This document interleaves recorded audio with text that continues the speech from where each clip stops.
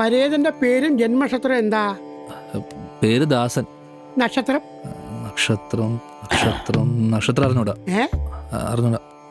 നക്ഷത്രം ഒന്ന് ഓർത്തു നോക്കി. അശ്വതി ഭരണി കാർത്തിക. കാർത്തിക. കാർത്തിക. ആ കൊച്ചച്ഛൻ്റെ നക്ഷത്രം കാർത്തിക എന്ന് നേരത്തെ പറഞ്ഞാണ്. ഞാനപ്പോ പറഞ്ഞാണ് കാർത്തിക. അപ്പൊ ദാസ് കാർത്തിക. മരണ നക്ഷത്രം? Which star he dead? What? His dead star. Dead star? What's that? ഇയാളുടെ ഡെഡ് സ്റ്റാറേ മരണ നക്ഷത്രം ഏതാ കൊച്ചേ? ദൈവമേ, ഇതിനോട് എങ്ങനെയാ പറയാ? മരിച്ചെന്നാണ് date ചത്തതേ. Do you remember the date of death? It's required for the after death ceremony. Yeah, he died on 20th April. April 20 മരിച്ചതെന്ന്. ഏപ്രിൽ 20. അപ്പൊ സമയം time? I don't know. When I reached here, he was already dead. ഇയാൾ ചെന്നപ്പോഴേക്കും മരിച്ചു കിടക്കുമായിരുന്നു. ഓ, അപ്പൊ time ഇല്ലാതെ നോക്ക്. ആ ദക്ഷിണ ഇങ്ങോട്ട് തന്നോളൂ. ദക്ഷിണ ഇത് വേറെടാ.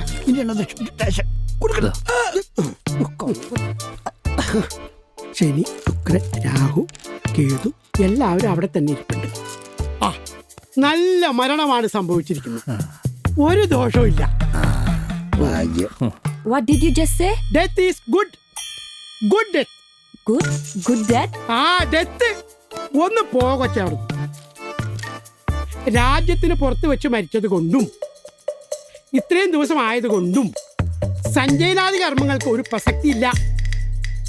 അതുകൊണ്ട് കടവിൽ വെച്ചൊരു പൂജ ചെയ്ത് ചിതാഭസ്മം പുഴയിൽ ഒഴിക്കാൻ മതി. ഓ, അത് മതി അത്രേ ഉള്ളു കാര്യം. കർമ്മ ഇപ്പൊ ചെയ്യണം. നാളെ ചെയ്യാം. ഒരു 10-നും 11-നും ഇടയ്ക്ക് കൊടുക്കാം.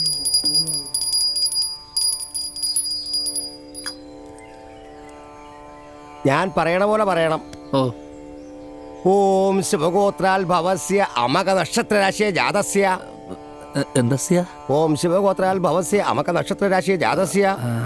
കുറച്ച് സിമ്പിൾ ആയിട്ടുള്ള ചൊല്ലൊന്നും ഇല്ലേ? ചൊല്ലോ എടോ, ഇതൊരു മന്ത്രമാണ്.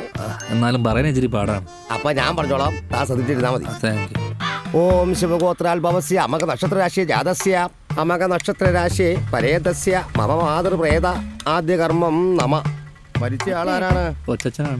കൊച്ചച്ഛനെ മനസ്സ് വിചാരിച്ച് ആത്മാവിന് നിത്യശാന്തി ലഭിക്കണമേ എന്ന് പ്രാർത്ഥിച്ച് ഈ പുഷ്പം പിണ്ടത്തിൽ അർപ്പിക്കുക.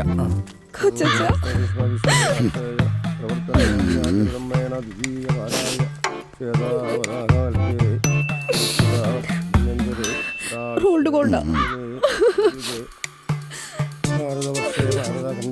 രാജേഷിന്റെ പെങ്ങളാണ് രാജി. ഓസ്കാർ ആയിട്ടോട്ടാ. എന്താണ്? ആക്ടിങ് ഉണ്ടല്ലോ, ആക്ടിങ്. ഇന്നലെ ഉച്ചയ്ക്ക് അറിയിച്ചിട്ട് ഇപ്പോഴാണ് വന്നത്. കാരണം എന്താണെന്നറിയോ? പൈസയൊക്കെ പേടിച്ചിട്ട്.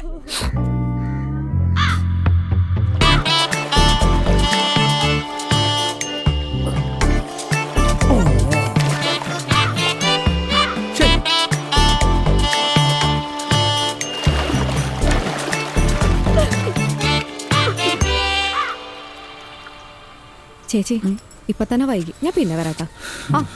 ഇനി ചടങ്ങുകളൊന്നും ബാക്കിയില്ലല്ലോ? ഇല്ല. മോളെ അപ്പുറത്തെ വീട്ടിലാക്കിട്ടാ വന്നേക്കണേ. ഞാൻ എന്നാ പൊക്കോട്ടെ. ശരി ചേച്ചി. ഷെങ്ങും തെരസൊക്കെ എവിടെ? അവര് കഴിക്കണം. തെരേസ ഷെങ്ങിനോട് എന്തോ കാര്യമായിട്ട് സംസാരിക്കുന്നുണ്ടല്ലോ. അത് ഞാൻ പറഞ്ഞിട്ടാണ്. ചൈനക്കാരി എന്നാ പോണെന്നറിയണ്ടേ? തെരേസയോട് ഒന്ന് നൈസായിട്ട് ചോദിക്കാൻ പറഞ്ഞു. മോശമല്ലേ ചേട്ടാ, ഇത്രയും ദൂരം നമ്മുടെ ഒരു ആവശ്യത്തിന് വേണ്ടി വന്നിട്ട് എപ്പോഴാ പോണെന്നൊക്കെ ചോദിക്കുന്നത്. അവൾ ഒരാഴ്ച കഴിയുമ്പോൾ പോയിക്കോളൂ. അതിപ്പം പോയില്ലെങ്കിലാ? പോയില്ലെങ്കിൽ അപ്പൊ ചോദിച്ചാ പോരെ? അതിപ്പോ ചോദിച്ചോളൂ. രാജേഷേ,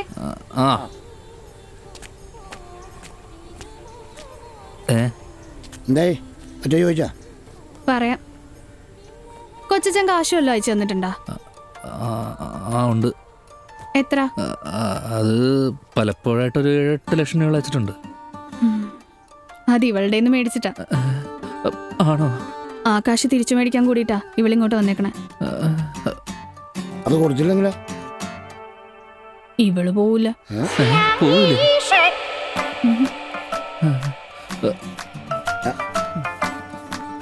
തനിക്ക് ഞാൻ തവിടില്ല. അപ്പൊ ദേ വന്നേക്കണ സണ്ണിക്കുട്ടി. എന്താ കഥ എന്ന് പറ. തരാം, ഫ്യൂ ഡേയ്സ് കഴിഞ്ഞ് തരാം. വാട്ട്? Now tight. ഇത്ര ടൈറ്റില്ല. ഓക്കെ. ഓ ഓക്കെ Yeah, fine. ഓക്കെ എന്നാ പോ. Okay, Can we let's go? go.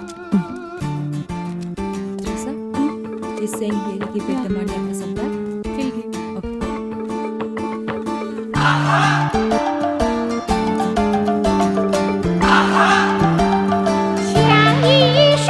ഇവിടുത്തെ ട്രോഫി ഒന്നും പോരാനട്ടാ, ചൈനയിൽ നിന്ന് ഒരെണ്ണം.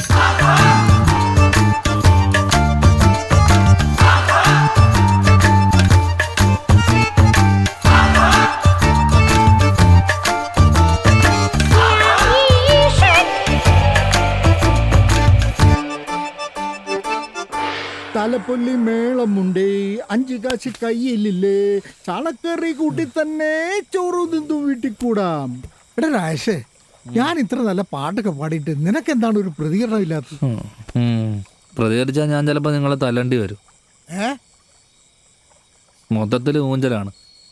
അതിനിടയിൽ എന്തിനാ രാമേട്ട നല്ലൊരു പാട്ട് ഇങ്ങനെ പാടി വെറുപ്പിക്കണത്? നീ കേക്കട്ടോ, ഞാൻ പാടും. പാടി വേണ്ട. വാളക്കൊട്ട ചൂരക്കൊട്ട ചിരക്കെട്ടും പൂരപ്പാട്ടും ചെമ്മിങ്കിലും മേടിപ്പെണ്ണേ നിന്നെ കാണാൻ എന്ത് ചന്തം. തലപ്പൊല്ലി മേളമുണ്ടേ, 5 കാശ് കയ്യിലില്ലേ.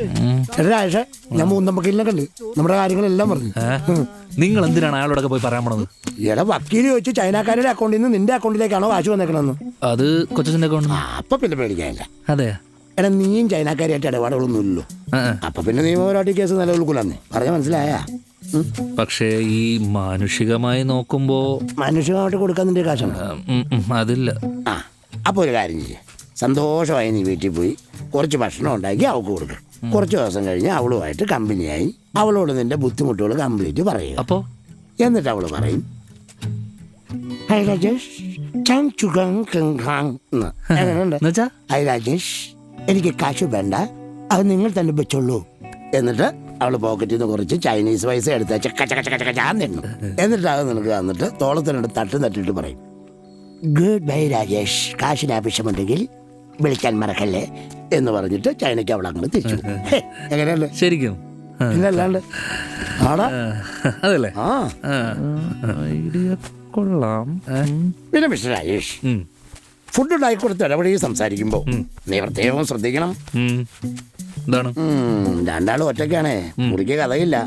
നിങ്ങളുടെ ഉപബോധ മനസ്സിന്റെ ഉൾഗ്രമത്തിൽ നിന്നും ഇങ്ങനെ വല്ലതും ആയിപ്പോയാ മാറി പന്നച്ചറ്റ കോണച്ച ഉപദേശം തന്നിട്ടും ഞാൻ ചുമ്മാ ഒരു ഇതിലും പേര് ആ കോപ്പന്റെ പാട്ടായിരുന്നല്ലോ. അല്ല ചുമ്മാ പറഞ്ഞ ആ പോളൂ. വല്ലതും കിട്ടണ മധുരി നിനക്ക് കിട്ടിയില്ലേ? ഓടാ മൈലാണ്ടി.